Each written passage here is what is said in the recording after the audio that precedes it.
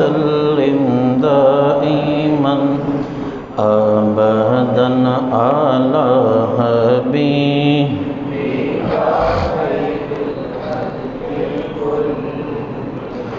نبينا الآمر الناهي فلا أحد نبينا الآمر الناهي فلا أحد أبر في قولي لا منه ولا نعمي مولاي صل وسلم دائما أبدا على حبيبك خير الخلق كلهم.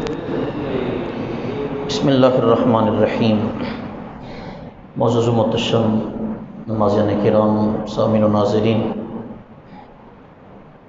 دعا یہ مومن کا ہتھیار ہے. دعا نبیوں کی سنت ہے. دعا صحابہ، اہل بیت، ولیوں کا طریقہ کار ہے. جب بھی کوئی مشکل پیش آتی تو یہ کسی دنیا دار کے سامنے اپنے ہاتھ نہیں پھیلاتے تھے، اس واحد رب جو خالق اور مالک ہے اس کی بارگاہ میں عرضی پیش کیا کرتے تھے. عام طور پر دنیاوی معاملات اگر دیکھے جائیں، کوئی شخص کسی کے پاس جائے، 1 مرتبہ دے دے گا، 2 مرتبہ دے دے گا، 3 مرتبہ دے دے گا، بالآخر وہ غصہ کر جائے گا، یہ تم نے کہ ڈرامہ بنا رکھا ہے، روزانہ آ جاتے ہو، ناراض ہو جاتا ہے. دنیاوی معاملہ یہ ہے کہ ہم دنیا دار کے پاس بار بار جائیں تو وہ ناراض ہوتا ہے، اور اللہ کا معاملہ یہ ہے کہ ہم اللہ سے نہ مانگے تو اللہ ناراض ہوتا ہے. وہ کہتا ہے کہ مجھ سے کیوں نہیں مانگتے؟ داتا جو میں ہوں، رازق جو میں ہوں، دینے والی ذات جو میں ہوں، اور میرے دینے سے میرے خزانوں میں کون سی کمی آتی ہے؟ وَإِذَا سَأَلَكَ عِبَادِي أَنِّي فَإِنِّي قَرِيبٌ اجیب دعوت الداعِ اذا دعان. اور میں اپنے بندے کے بہت قریب ہوں، جب بھی مجھ سے مانگتا ہے میں اسے ضرور عطا فرماؤں گا. وہ اور ہیں جن سے مانگا جائے تو وہ ناراض اور خفا ہو جاتے ہیں. اب دعا کے حوالے سے اس کی اہمیت کا اندازہ اگر لگانا چاہیں، قرآن پاک کی جو کتابی ترتیب ہے کتابت کے حوالے سے، نزول کے حوالے سے تو سورۃ اقرأ بسم ربک الذی خلق ہے، لیکن کتابی اگر آپ دیکھیں تو سب سے پہلے سورۃ فاتحہ، اور اس سورۃ فاتحہ کا نام حدیث پاک کے اندر سورۃ الدعا ہے کہ اللہ نے قرآن کا آغاز ہی دعا کے ساتھ فرمایا ہے. اہدنا الصراط المستقیم، یا اللہ ہمیں سیدھے راستے پر چلا. صراط الذین انعمت علیہم، راستہ ان لوگوں کا جن پر تیرا انعام ہوا. تو معلوم ہوتا ہے کہ اللہ کو دعا پسند ہے. جب کوئی بندہ اللہ سے مانگتا ہے تو اللہ اس پر راضی ہوتا ہے، اللہ اس پر خوش ہوتا ہے. نبی کریم صلی اللہ علیہ وآلہ وسلم ارشاد فرماتے ہیں الدعاء مخ العبادہ، جتنی عبادت کر لو، جتنی ریاضت کر لو، لیکن ساری عبادتوں کا جو مغز ہے اللہ نے دعا کے اندر رکھا ہوا ہے. حضرت فاروق اعظم رضی اللہ تعالیٰ عنہ کتنے جلیل القدر صحابی رسول ہیں. فرمایا کہ میرے بس میں چلے تو یہ جو لوگ نماز پڑھتے ہیں اور نماز پڑھ کے سلام پھر کے بھاگنے کی کرتے ہیں نا، عمر کہتے ہیں کہ اگر میرے بس میں چلے تو ان کے ٹکنوں کے اندر میں کوڑے ماروں کہ تم نے محنت تو کی ہے، جب مزدوری کی باری آتی ہے، جب تمہیں اجرت کی باری آتی ہے، معاوضے کی باری آتی ہے، اللہ کی عطا کی باری آتی ہے تو تم دوڑ لگا دیتے ہو. یہ میری بات نہیں ہے، حضرت فاروق اعظم کی بات ہے. اور ویسے بھی ہم اللہ سے مانگ رہے ہیں، کسی دنیا دار سے تو نہیں مانگ رہے. ہم اپنے رب کی بارگاہ میں گر گڑا، اور اس کے لیے کوئی ٹائم نہیں ہے. بعض دوست کہتے ہیں جنازے کے بعد دعا نہیں ہونی چاہیے، بعض لوگ کہتے ہیں فلاں جگہ دعا نہیں ہونی چاہیے، فلاں جگہ دعا نہیں ہونی چاہیے. نہ، دعا کے لیے کوئی وقت مخصوص نہیں ہے. جب رب تعالیٰ نے فرما دیا اجیب دعوت الداعی اذا دعان، یہاں علماء تشریف نہیں فرما، اگر ہوتے تو میں آپ ان سے پوچھ کر بتاتا. اذا دعان کا مطلب جب بھی دعا مانگتا ہے اللہ اس کی دعا کو قبول فرماتا ہے. بعض مقامات پر ہم دعا مانگتے ہیں لیکن ہمارے حق میں ٹھیک نہیں ہوتی. مثال کے طور پر چھوٹی سی مثال، اگر ہم دعا مانگتے ہیں یا اللہ ہمیں گاڑی عطا فرما دے، وہ گاڑی ہمارے حق میں ٹھیک نہیں ہوتی، اللہ وہ نہیں عطا فرماتا، اس کا نعم البدل عطا فرما دیتا ہے. بلکہ حدیث پاک کے اندر آتا ہے کہ سرکار فرماتے ہیں قیامت کے دن جب لوگ جائیں گے نا جنت میں تو بعض لوگوں کو جو ہے وہ محلات ملیں گے، باغات ملیں گے. فرشتے کہیں گے یہ تیرے لیے باغات ہیں، تیرے لیے محلات ہیں. وہ بنداز کرے گا میں نے تو کوئی ایسا کام نہیں کیا، میرا تو کوئی ایسا عمل نہیں ہے. اللہ تبارک و تعالیٰ اپنی شان کے مطابق فرشتوں سے کہلوائے گا اس بندے سے کہو تم نے دنیا میں مجھ سے گاڑی مانگی تھی، تم نے دنیا میں مجھ سے گھر مانگا تھا، تم نے دنیا سے مجھ سے دلہن مانگی تھی، تم نے دنیا سے فلاں دعا مانگی تھی، وہ تیرے لیے بہتر نہیں تھی، ہم نے وہاں قبول نہیں کی تھی، یہاں تیرے لیے بنا دیا ہے. دعا کے لیے نبی کریم صلی اللہ علیہ وآلہ وسلم نے ارشاد فرمایا الدعاء سلاح المؤمن، دعا مومن کا ہتھیار ہے. آپ کو معلوم ہے بدر کے موقع پر صرف 313 اصحاب لیکن تھے معیاری صحابہ تھے جن پر نظر مصطفیٰ کی تھی، کرم اللہ کا تھا، معیاری تھے. ادھر ہزاروں کا مجمع، سرکار دو عالم صلی اللہ علیہ وآلہ وسلم صاحب اختیار ہونے کے باوجود، نبی ہونے کے باوجود مسجد عریش، وہاں پر تب مسجد نہیں ہوتی تھی، وہاں خیمہ لگایا. ابو بکر پاک کہتے ساری رات سرکار سجدے میں سر رکھ کر روتے رہے، گڑ گڑاتے رہے، آہو فغاں کرتے رہے، یا اللہ یہ چھوٹا سا قافلہ ہے، میری محنت ہے، اتنے بندے اکٹھے ہوئے ہیں، تیرے دین کے لیے بچاؤ کے لیے لایا ہوں، یا اللہ اگر یہ نیست و نابود ہو گئے، اگر یہ ہار گئے تو پھر تیرا نام لینے والا کوئی نہیں ہوگا. پھر چشم فلک نے یہ نظارہ دیکھا تھا، 313 تھے، ساز و سامان بھی نہیں تھا، جانور بھی نہیں تھے، سواریاں بھی نہیں تھی، لیکن اللہ نے فتح و نصرت ان مسلمانوں کے حق میں عطا فرمائی تھی. وہ کس کا اثر تھا؟ وہ دعا کا اثر تھا، دعا کا. بعض اوقات ہماری دعائیں قبول نہیں ہوتی.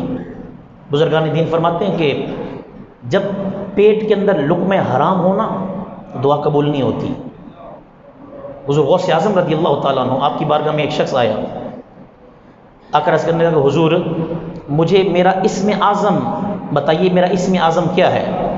یہ اللہ تعالیٰ کے 99 نام ہوتے نا، ان میں سے ہر بندے کا ایک اسم اعظم ہوتا ہے، جس کو پتہ چلتا ہے نا یہ میرا اسم اعظم ہے، اس نام کی برکت سے وسیلے سے دعا مانگے اللہ اس کی دعا کو قبول فرماتا ہے. اب سنیے غوث پاک کا جملہ، آپ نے فرمایا، اس نے کہا نا حضور مجھے اسم اعظم بتائیے، آپ نے فرمایا بیٹا رزق حلال کھاؤ، 5 وقت کی نماز پڑھو، اللہ کا جون سا نام لوگے تمہارے لیے اسم اعظم بنتا جائے گا.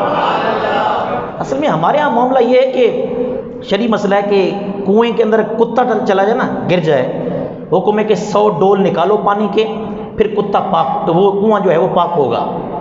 اب ہمارے یہاں معاملہ پتہ کیا ہے، ہم 100 ڈول تو نکال دیتے ہیں لیکن وہ جو کتا ہے نا وہ وہی رہتا ہے. پہلے کتے کو نکالنا ہے، پہلے جو ہے ہمارے پیٹ کے اندر رزق حرام جو ہے اس کو نکالنا ہے، جو ہم نے حلال کمائی نہیں بلکہ ناجائز طریقے سے کمایا ہے اس کو نکالو. پھر ہاتھ اٹھاؤ گے، دعا مانگو گے، چہرے پر بعد میں پھیرو گے، رب کائنات پہلے قبول فرما لے گا. استغفار کی کثرت، ہر بندہ یاد رکھنا میرا رب سب کا سانجا ہے. یہ نہیں ہے کہ رب امام صاحب کا رب ہے تو جناب ریڑھی والے کا رب نہیں ہے، رب سب کا سانجا ہے، سب کا برابر ہے. اور یہاں تک کہ جملہ کہہ دوں، جیسے ہمارا رب ہے نا ویسے یہودیوں کا بھی ہے، ویسے عیسائیوں کا بھی ہے، وہ الگ بات ہے، وہ پہچانتے نہیں ہیں، ہم پہچانتے ہیں. ویسے جانوروں کا بھی ہے. حضرت سلیمان علیہ السلام کے زمانہ اقدس کے اندر قحط پڑ گیا، قحط، غربت، افلاس، بارش نہیں ہو رہی، بارش کے ذریعے صاف ذرے بیماریاں ختم ہوتی ہیں، اناج پکتا ہے. حضرت سلیمان علیہ السلام کی قوم ان کے پاس آئی اور کہنے لگی حضور دعا فرمائے نا. تو آپ نے فرمایا ایسے کرو سارے اکٹھے ہو جاؤ، ہم چلتے ہیں ایک میدان میں تو اللہ تعالیٰ کی بارگاہ میں اجتماعی طور پر دعا مانگتے ہیں. اتنے میں ایک چونٹی، وہ بھی اس سے بھی بارش کی ضرورت تھی، اس نے بھی رب کی بارگاہ میں عرض کی یا اللہ بارش عطا فرما دے، کرم فرما دے، بارش عطا فرما دے. اب ایک طرف چونٹی ہے، ایک طرف سلیمان علیہ السلام ہے، ایک طرف اشرف المخلوقات ہیں، ایک طرف اولیاء کرام ہیں. جب گئے نا حضرت سلیمان علیہ السلام پلاٹ کے اندر، میدان کے اندر، چٹیل میدان کے اندر، اللہ تبارک و تعالیٰ نے دعا کرنے سے منع فرما دیا، ورنہ سلمان دعا نہیں کرنی۔ یا اللہ اتنی دور سے ہیں، کب بارش برسا دیتا ہوں لیکن دعا نہیں کرنی۔ یا اللہ یہ میرے ساتھ آئے، چلو دعا تو کرنے دو۔ کہا نا، آج اگر تم نے دعا کی نا، بارش تو میں نے برسانی ہے لیکن تیرے کہنے پر نہیں، اس چونٹی نے جو دعا کی ہے اس چونٹی کے کہنے پر بارش برسانی ہے، تاکہ چونٹی کے دل میں یہ نہ آئے پتہ نہیں میری دعا سے بارش آئی ہے یا سلیمان علیہ السلام کی دعا سے بارش آئی ہے۔ اس لیے آپ اپنے آپ کو حقیر نہ سمجھا کریں۔ یہ جو ہمیں بعض اوقات کہتے ہیں یہ ہم گناہ گار ہیں، اور رب گناہ گاروں کا بھی ہے اور بلکہ ان کی زیادہ سنتا ہے۔ اس لیے آپ کے دلوں کے اندر یہ باتیں، حضرت آخری بات اس کے بعد انشاءاللہ کل دیکھیں گے اس موضوع پر، حضرت امام احمد بن حنبل، بہت بڑا نام ہے، آپ فرماتے دعا قبول کروانے کے لیے استغفار کی کثرت کرو، استغفار، استغفر اللہ استغفر اللہ، اللہ سے معافی مانگو اپنے گناہوں کی۔ آپ فرماتے کہ ایک مرتبہ میں کسی کام چلا گیا، نجی کام تھا، راستے میں دیر ہو گئی، مغرب کا وقت ہو گیا، تو آگے میں نے ابھی سفر کرنا تھا، ایک مسجد میں نے پڑاؤ کر لیا، قیام کر لیا۔ اب تھوڑی دیر گزری تو عشاء کی نماز ہوگی، عشاء کے بعد مؤذن صاحب آئے۔ بعض مسجدوں کے مؤذن صاحب بڑے سخت مزاج ہوتے ہیں، بڑے ڈاڈے ہوتے ہیں۔ وہ مؤذن صاحب نے کہا بابا جی اٹھو، مسجد بند کرنی ہے۔ انہوں نے کہا یار میں مسافر ہوں، مجھے رہنے دو، میں صبح چلا جاؤں گا۔ انہوں نے کہا بابا جی ہم تو جانتے نہیں ہیں، پہچان کیا تمہاری، ہم کیسے آپ کو سلا سکتے ہیں؟ اس نے کہا میں مسافر ہوں تو مجھے رہنے دو، نہ رہنے دیا۔ انہوں نے گٹھڑی اٹھائی، اٹھا کر باہر پھینک دی۔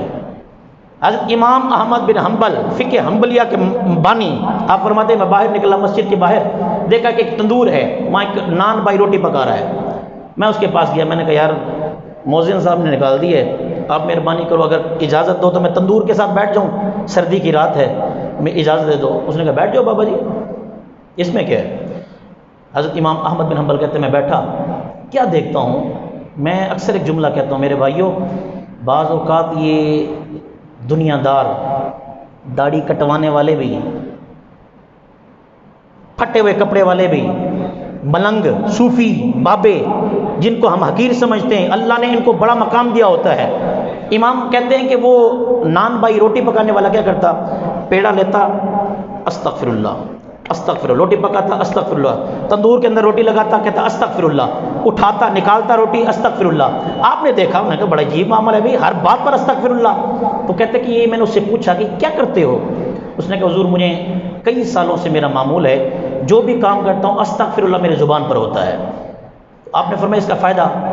کہنے لگا میری اللہ ہر دعا کو قبول فرماتا ہے، اس استغفر اللہ کی برکت سے ہر دعا کو قبول فرماتا ہے۔ آپ نے فرمایا کوئی ایسی دعا جو قبول نہ ہوئی ہو؟